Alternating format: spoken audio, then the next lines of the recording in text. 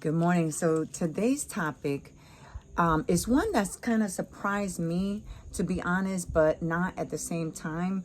And the reason why I say it surprised me because it was a conversation that I had with my daughter. I thank God that I get up very early in the morning, start my day. And I have a moment to myself where I can, meditate, get my word for the day. Also, I'm always, I look at a new day as a fresh start. What is it that in this day I can, grow, how I can express myself as I'm transforming, learn new things about myself and the world around me. Okay. Well, the topic of conversation comes when I dropped my daughter off at school this morning.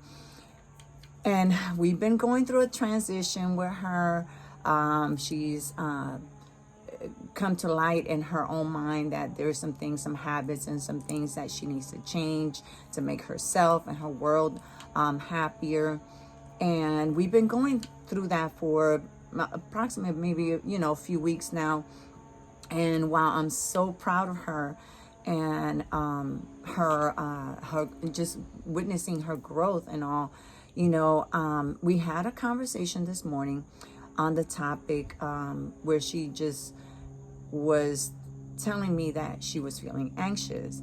And she keeps saying, no, I just got to let this go. I just got to let this go. And I'm thinking to myself, okay, I'm such a problem solver, okay, that,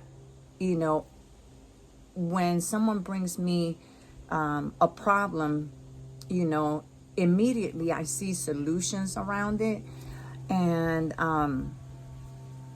but then I have to hear what the mindset is. I love physiology and anatomy and physiology. I love biology. I love psychology. And I feel like I've earned some type of degree in the life experiences that I've had. Not that I want to say that, not dumbing down on people going to school and doing these things, on a professional level as far as, going to school and getting degrees on that. But I say that because, out of 6 children that I have, all with different personalities, all with a different love language, all with a different form of communicating and receiving communication. And I've worked with children for many, many years, over, 20 years. Of working with children and people and in the customer service field. I mean, I have a broad range of experiences, and I thank God for it because, it has helped me to know myself and also help other people with just kind of just me listening, just being a listening ear for them. But at the same time, I also study myself and see where these things that I see in others, where I see being mirrored, where is that in me, and how do I deal with those same issues. And that helps me to, number one, have empathy for that person because I'm putting myself in their place. And I do this just because I like to grow consciously. I'm just like thirst for knowledge, and for new experiences and anything that would be helpful to me in this journey that I find myself, when we all find ourselves in the journey of life. So as I'm speaking to her, okay, and we've been going through this for a little while, she still says that she's anxious. And when I asked her what was it, what about, what was the cause of her anxiety? Was it, school? Was it exams? Is it your social life, or the lack thereof? Or what was it that was making her anxious? And she actually could not pinpoint the source of her anxiety. And as she continued, I can see where she's going in her head trying to figure out where this is coming from. And just knowing her and her personality. And then this is broad because this is not for everybody, everybody don't fit in the same cookie cutter. But just knowing her, excuse me, from birth, excuse me, and kind of knowing the way she thinks and experiences that we've had in the past, you know, I excuse me, y'all. I posed to her like this. I said, Brianna, could it be that you're addicted to the feeling of anxiety? Excuse me, y'all. I love being outdoors, but it's messing with my allergies. You know, and so when I asked her, could it be that you're addicted to the feeling of anxiety? You know, it was something that I even surprised myself in even saying that, but it just like, everything just kind of like, wait a minute, is something else going on here? And this is where sometimes we find ourselves getting stuck in life. And you know, I had to examine my own life.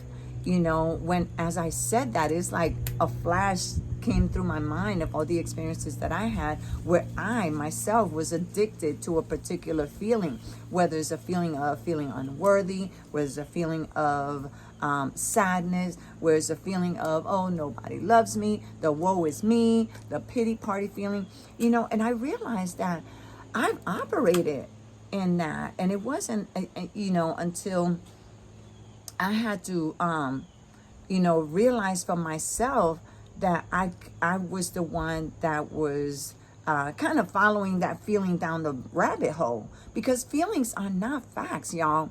Okay, feelings come and go. It's energy that comes and goes, you know. And what we're supposed to do with that is cipher that energy, know what in the feeling is going to help us to move forward, elevate our lives, our consciousness, and what in that feeling is false that we have to let go, and know that it's not, you know, a fact. A feeling is not a fact, okay?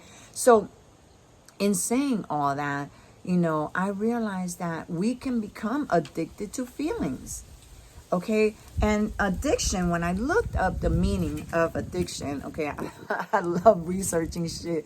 You know, this is not some bullshit that you just, you know, want to have some knowledge just so you can add your 2 cents wherever you go. You got to really, you know, dig deep into things so that you can have a better understanding of yourself and also the world that you live in. So I went ahead and I looked up the definition of addiction. And in one place it said, addiction means a compulsive psychological need for and use of a habit forming substance like drugs, sex, alcohol, nicotine. Usually people think that addictions are only substances, you know, like drugs and alcohol and that sort of thing. Okay, but it's just more than that, okay? Because we're complex beings, okay? Life is not complex. We just make it complex, okay? Now, and another definition is addiction is characterized by tolerance and well-defined psychological symptoms upon withdrawals, okay? Like if you take that substance away, you know, what are the withdrawal symptoms that you're going to see in that individual or in yourself, okay? It also means is a treatable chronic medical dis-ease, okay? Lack of ease. Dis-ease is lack of ease involving complex interaction among the brain circuits.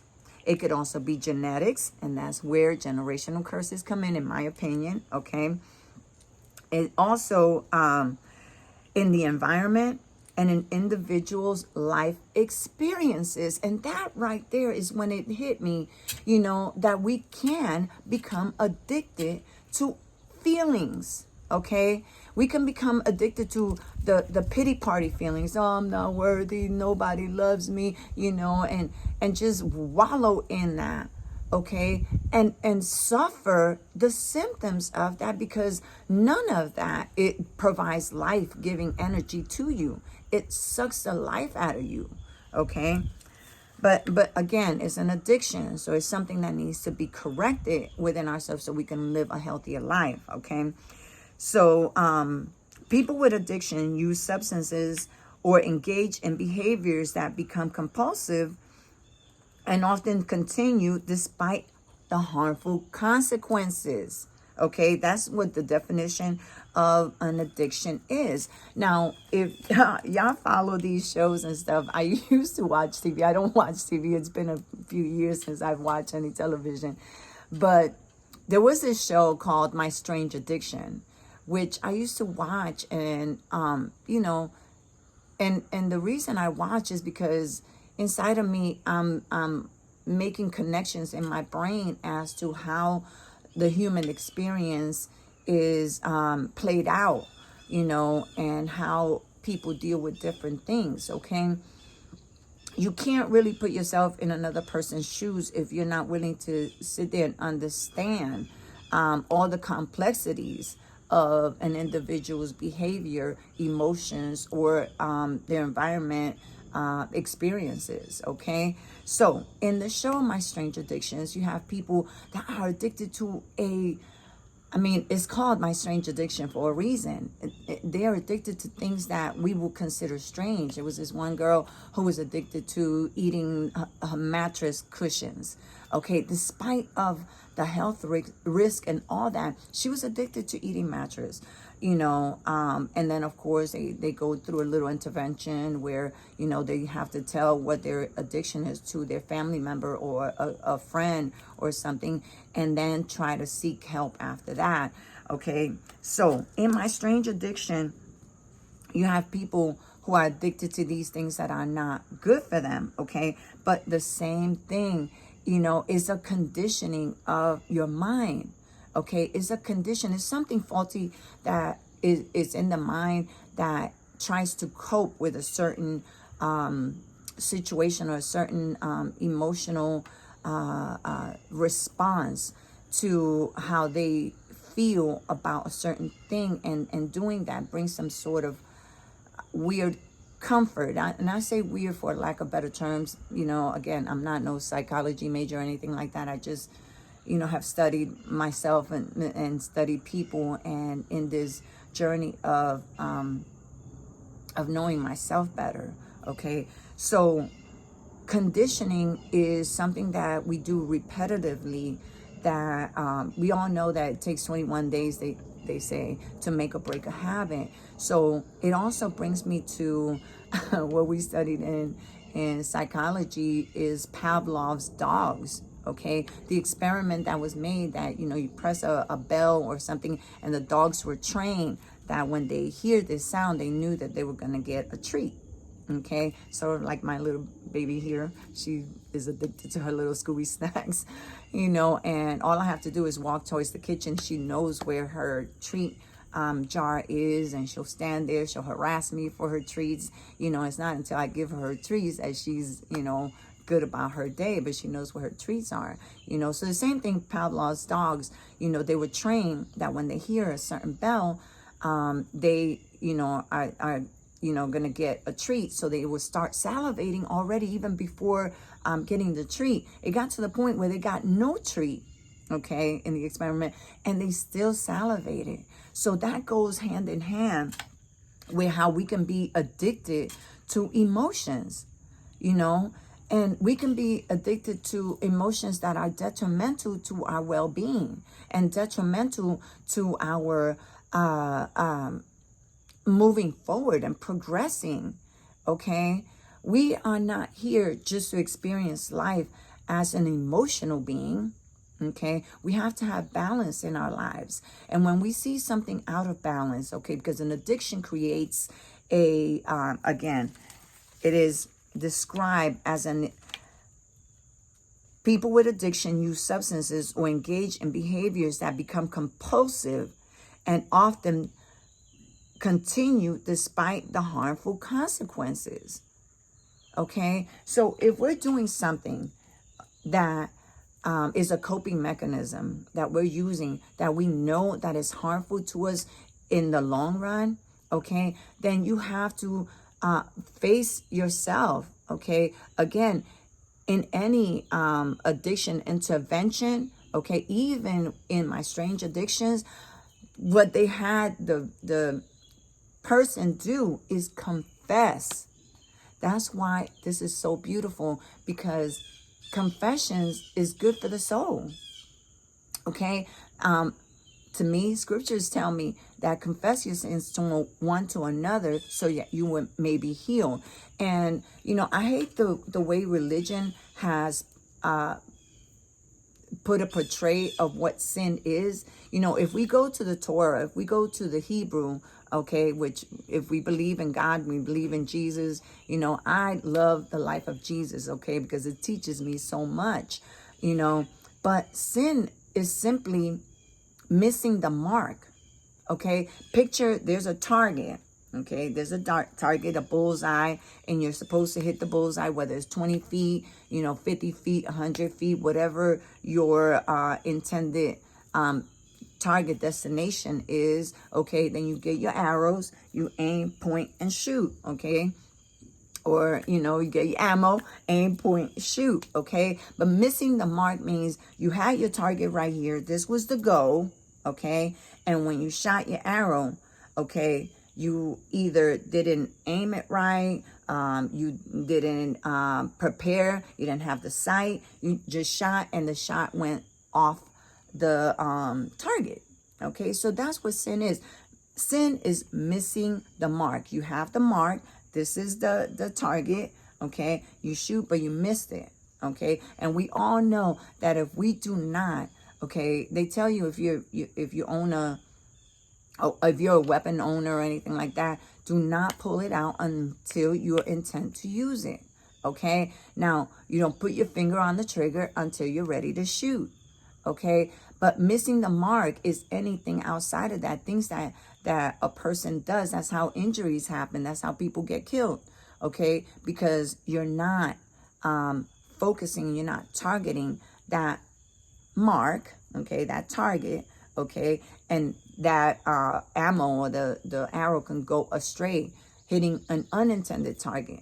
Okay, so with addictions, the thing that we need to do with those addictions, okay, it could be anything. Addicted to feeling sorry for yourself, having people feel sorry for you, or pity party. Addicted to feeling unworthy. Addicted to feeling like everybody else wins and you don't. Any habit or any repetitive thought in your mind that is not allowing you to grow. Okay, so the first thing that with my daughter I had to do is you have to admit. I said, it's not until we admit, hey, this may be a problem for me, okay? Again, with intervention, okay, when in the strange addiction, they have to confess whatever their addiction is to their friend or to their parent or to, their husband, wife, boyfriend. The point is confessing that there's a problem, okay? And then allowing yourself to dig deep in that problem, go to the root cause, dig that out, and then plant another seed in its place. Because it's not enough to know what the problem is, okay? You have to do something about it. You have to change that thought in your mind, okay? That's what having a renewed mind is, okay? We're told that people say that, being born again is, pastor is smacking you on the head and you're born again. No, be transformed, okay? Be transformed in your mind, okay? That means do an about face, do an examination of what it is that you've been doing. If that's not working for you, if that's not helping you grow, helping you progress, helping you be the best version of you possible, okay, then you need to examine that, okay, and then change whatever it is that you want to change. We can change the radio station in our cars. We can change the channel of programming that we don't like, get it? Programming that we do not want or that we do not accept or that we just simply don't vibe with. We change the channel.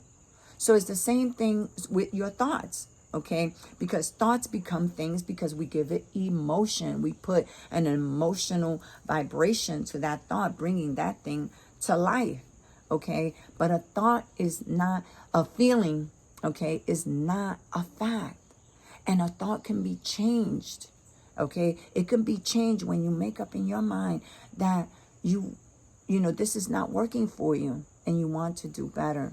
Okay, so y'all, please be blessed. I hope this makes sense. You know, sometimes the thing I have it all written out in my head. It's just not coming out the right way, but I'm working on that. Okay, practice makes perfect. And I hope you guys, you know, if you vibe with this, you know, hit a like. Let me know that, you know, this has blessed your life. You know, it certainly has blessed my life. Whether it blesses anybody else's life or anybody that comes across this, I'm honored. But again, I do these things more so for my soul's evolution, my soul growth. And hopefully, you know, there are other individuals that can benefit with this, okay? I love life. We're all connected, and I love you, okay? Stay grounded, and those things that you don't like, change them.